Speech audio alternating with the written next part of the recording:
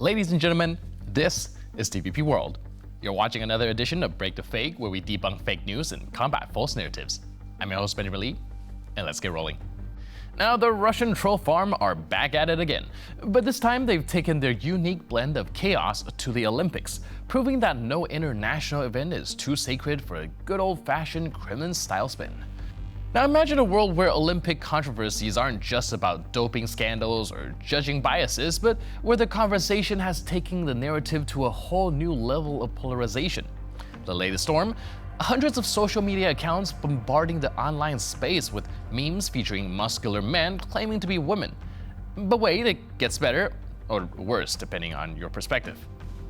Now these accounts, with all the subtlety of a sledgehammer, cry foul over the rotten West pushing boundaries. Yet as of now, the evidence for cases of men declaring themselves as women and competing in athletic events are speculative at best. But that doesn't stop the keyboard crusade from running wild. Last year, two boxers, Iman Khalif from Algeria and Ling Yuting from Taiwan, found themselves disqualified for having high testosterone levels. The International Boxing Association stated that the two athletes did not pass the gender test and were found to have male genetics. The association later suggested the two athletes be pulled out of the Olympics, which seems pretty clear-cut on the surface level. But this entire debacle goes beyond sports scandal or gender politics, as the IBA, controlled by Umar Kremliev, a Russian sports functionary, does appear to have an incentive in stirring the pot at international sporting events just to stick it to the IOC for excluding Russian athletes under their national flag.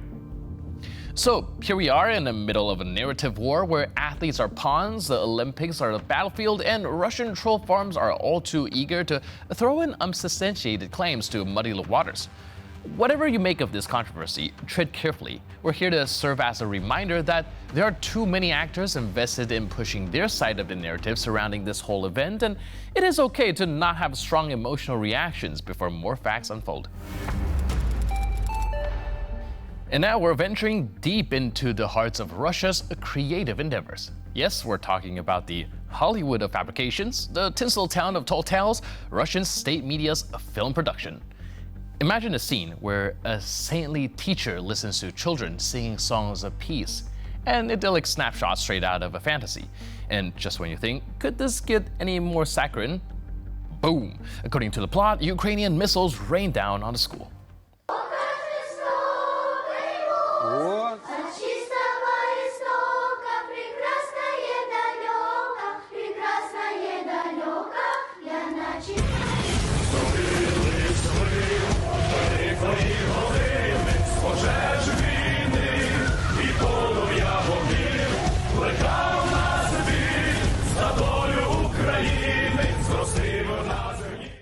Now let's take a moment to appreciate the irony here.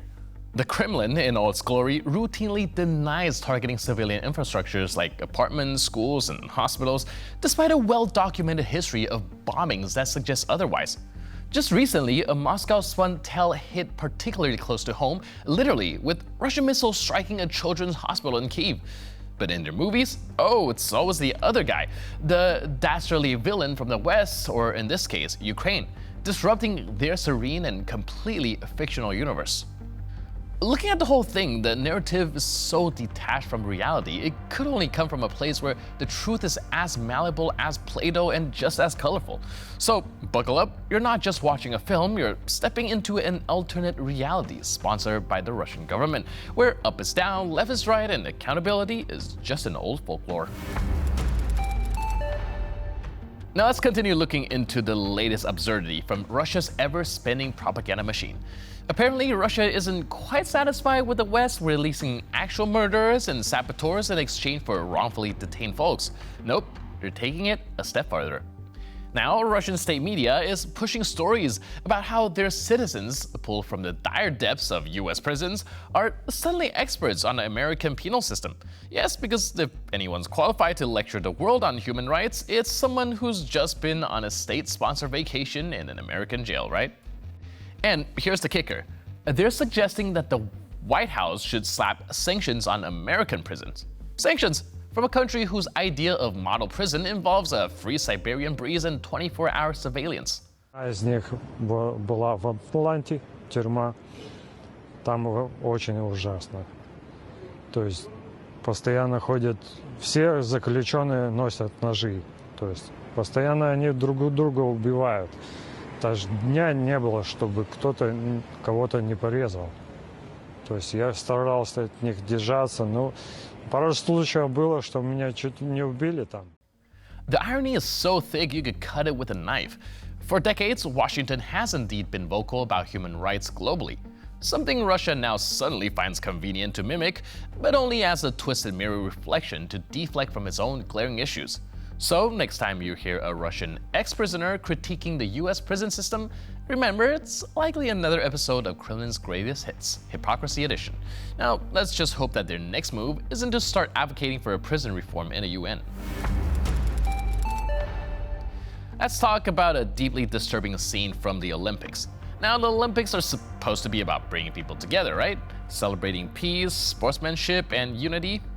Well, apparently, some fans didn't get that memo.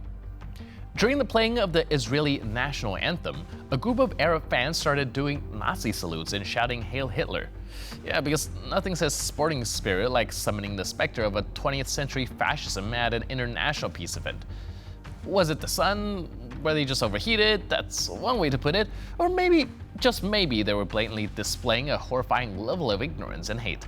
Now, this isn't just bad sportsmanship, it's a catastrophic failure of decency.